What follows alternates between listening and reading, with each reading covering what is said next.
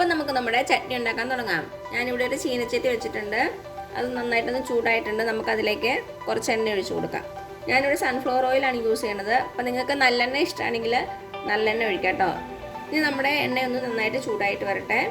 ചൂടായതിന് ശേഷം നമുക്ക് 1 ടേബിൾ സ്പൂൺ നമ്മുടെ നിലക്കടല, 1 ടേബിൾ സ്പൂൺ കടലപ്പരിപ്പ്, 1 ടേബിൾ സ്പൂൺ ഉഴുന്നുപരിപ്പ്, ഇത് മൂന്നും ഇട്ട് നന്നായിട്ടൊന്ന് ഫ്രൈ ചെയ്തെടുക്കണം. അപ്പോൾ നമ്മുടെ എണ്ണ നന്നായിട്ട് ചൂടായിട്ടുണ്ട്. നമുക്കിതിലേക്ക് ഇനി നമ്മുടെ കടലപ്പരിപ്പും ഉഴുന്നും കടലയും എല്ലാം കൂടെ ഇട്ട് കൊടുക്കാം. ചെറുതീയിൽ വെച്ച് തന്നെ നമുക്ക് ഫ്രൈ ചെയ്തെടുക്കാം.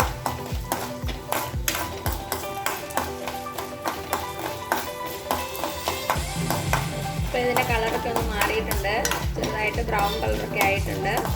ഒരു 2 സെക്കൻഡ് കൂടെ വെയിറ്റ് ചെയ്യാം കേട്ടോ.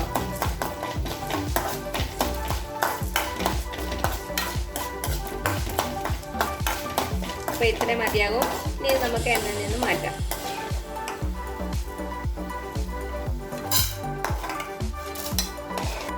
ഇനി ഇതിലേക്ക് നമുക്ക് വറ്റൽമുളക് ഇട്ട് ഒന്ന് ഫ്രൈ ചെയ്തെടുക്കണം. ഞാനിവിടെ ഒരു 8 വറ്റൽമുളകാണ് എടുത്തേക്കണത്. മുളകിൻ്റെ അളവ് നിങ്ങളുടെ എരിവിനനുസരിച്ച് മാറും കേട്ടോ. നമ്മളിതിന് കാര ചട്നി എന്നാണ് പറയുന്നത്. അപ്പം കുറച്ച് സ്പൈസി ആയിട്ടുള്ള ചട്നിയാണ്.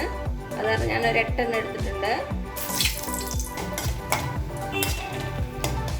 മുളകിടുമ്പോൾ നമ്മൾ തീ നന്നായിട്ട് സിമ്മിൽ മാത്രമേ വെക്കാവുള്ളൂ. അല്ലെങ്കിൽ നമ്മുടെ മുളക് പെട്ടെന്ന് അങ്ങ് കരിഞ്ഞു പോകും.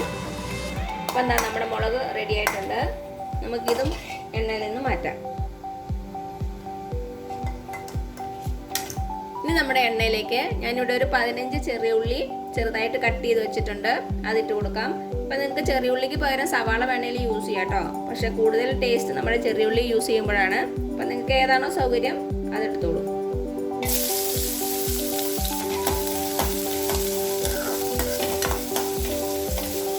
ഇനി നമ്മുടെ ചെറിയ ഉള്ളി നന്നായിട്ടൊന്ന് വഴറ്റിയെടുക്കാം.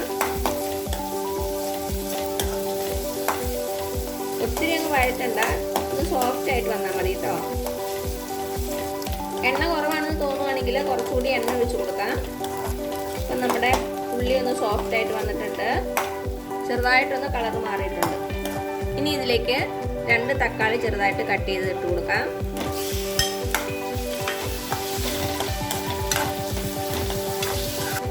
നമ്മുടെ ചട്നിക്ക് ആവശ്യമായിട്ടുള്ള ഉപ്പും കൂടെ ചേർത്ത് കൊടുക്കാം. തക്കാളി ഇട്ടതിന് ശേഷം ഒരു 3-4 മിനിറ്റ് വഴറ്റി കൊടുക്കണേ. അപ്പോഴേക്കും നമ്മുടെ തക്കാളി നന്നായിട്ടൊന്ന് സോഫ്റ്റ് ആയിട്ട് വരും. അപ്പം എന്താ നമ്മുടെ തക്കാളി നന്നായിട്ട് വെന്തുടഞ്ഞിട്ടുണ്ട്. ഇത്രയും മതിയാവും. ഇനി നമുക്കൊന്ന് ചൂടാറുന്നവരെ വെയിറ്റ് ചെയ്യാം.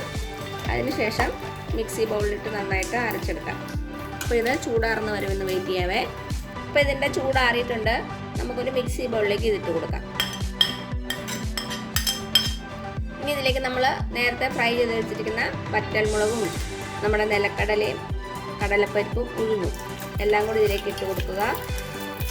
ഇപ്പോൾ എല്ലാം നമ്മുടെ മിക്സി ബൗളിലേക്ക് ഇട്ടിട്ടുണ്ട്. അപ്പോൾ നമ്മുടെ തക്കാളിയുടെ പുളി അനുസരിച്ച് കുറച്ച് പുളി വേണമെങ്കിൽ നമുക്കിപ്പോൾ ആഡ് ചെയ്ത് കൊടുക്കാം. തക്കാളിക്ക് പുളി ഉള്ളതാണെങ്കിൽ പുളി ചേർക്കണ്ട. തക്കാളിക്ക് പുളി കുറവാണെങ്കിൽ ഒരു ചെറിയ കഷ്ണം പുളിയും കൂടെ ചേർക്കാം കേട്ടോ. അപ്പോൾ ഞാനിവിടെ പുളി ചേർക്കണില്ല. എൻ്റെ തക്കാളിക്ക് അത്യാവശ്യം പുളിയുള്ളതാണ്. ഇനി ഇതിലേക്ക് ഞാൻ കുറച്ച് വെള്ളം കൂടെ ഒഴിച്ച് കൊടുക്കുകയാണ്. നമ്മുടെ ചട്നി കുറച്ചൊന്ന് ലൂസാകണം. വെള്ളം ഒഴിക്കാതെ അരച്ചാൽ കുറച്ച് തിക്കായിട്ടിരിക്കും. അത് കാരണം വളരെ കുറച്ച് വെള്ളം മാത്രം ഒഴിച്ച് കൊടുക്കുവാണേ. ഇനി ഇത് നന്നായിട്ട് നല്ല ഫൈനായിട്ട് അരച്ചെടുത്തുകൊണ്ട് വരണം. അപ്പം ഞാനിത് അരച്ചെടുത്തുകൊണ്ട് വരാവേ. അപ്പം എന്താ നമ്മുടെ ചട്നി ഞാൻ അരച്ചെടുത്തുകൊണ്ട് വന്നിട്ടുണ്ട്. കണ്ടോ, നല്ല ഫൈനായിട്ട് അരഞ്ഞിട്ടുണ്ട്. ഇനി നമുക്കൊരു പാത്രത്തിലേക്ക് ഇട്ട് കൊടുക്കാം. ഇതിൻ്റെ കൺസിസ്റ്റൻസി നിങ്ങളുടെ ഇഷ്ടത്തിനനുസരിച്ച് മാറ്റാട്ടോ. കുറച്ച് ലൂസായിട്ട് വേണമെങ്കിൽ കുറച്ചുകൂടി വെള്ളം ഒഴിച്ച് അരച്ചാൽ മതി. ഇതാ നമ്മുടെ ചട്നി റെഡി ആയിട്ടുണ്ട്. ഇനി ഇതിലേക്ക് നമുക്കൊന്ന് കടുക് വറുത്തിടണം. ഇനി അത് ചെയ്യാവേ. അപ്പം നമ്മുടെ ചീനച്ചട്ടി ചൂടായിട്ടുണ്ട്. അതിലേക്ക് കുറച്ച് എണ്ണ ഒഴിച്ച് കൊടുക്കാം. വളരെ കുറച്ച് എണ്ണ മതി. ഒരു 2 ടീസ്പൂൺ മതിയാകും കേട്ടോ. ഇതിലേക്ക് ഒരു 1/2 ടീസ്പൂൺ കടുക് ഇട്ട് കൊടുക്കാം. അതേപോലെ തന്നെ ഒരു 1/2 ടീസ്പൂൺ ഉഴുന്നുപരിപ്പ്. പിന്നെ വേണ്ടത് കുറച്ച് കറിവേപ്പില. ഇനി ഇത് നമ്മുടെ ചട്നിയിലേക്ക് ഒഴിച്ചു കൊടുക്കാം. ഇപ്പം എന്താ ഇത്രയേ ഉള്ളൂ നമ്മുടെ ടേസ്റ്റി ആയിട്ടുള്ള കാര ചട്നി. ഇത് നല്ല ടേസ്റ്റി ആയിട്ടുള്ള ഒരു ചട്നിയാണ്. ദോശയുടെ ഇഡ്ഡലിയുടെ ഒക്കെ കൂടെ നല്ലൊരു കോമ്പിനേഷനാണ് കേട്ടോ. എല്ലാവരും ഒന്ന് ട്രൈ ചെയ്ത് നോക്കുക. എന്നിട്ട് അഭിപ്രായങ്ങളൊന്നും അറിയിക്കാൻ മറക്കരുത്. അപ്പോൾ ഈ വീഡിയോ ഇഷ്ടമാണെങ്കിൽ ആ താഴെ കാണുന്ന ചുമന്ന സബ്സ്ക്രൈബ് ബട്ടണിൽ ഒന്ന് പ്രസ് ചെയ്ത് സപ്പോർട്ട് ചെയ്യണേ. അപ്പോൾ അതിൻ്റെ തൊട്ടടുത്തൊരു ബെല്ലൈക്കൺ വരും, അതും കൂടി ഒന്ന് പ്രസ് ചെയ്ത് ഓൾ എന്നുള്ള ഓപ്ഷൻ കൊടുക്കുക. അതേപോലെ തന്നെ ലൈക്ക് ചെയ്യാനും ഷെയർ ചെയ്യാനും മറക്കരുത്.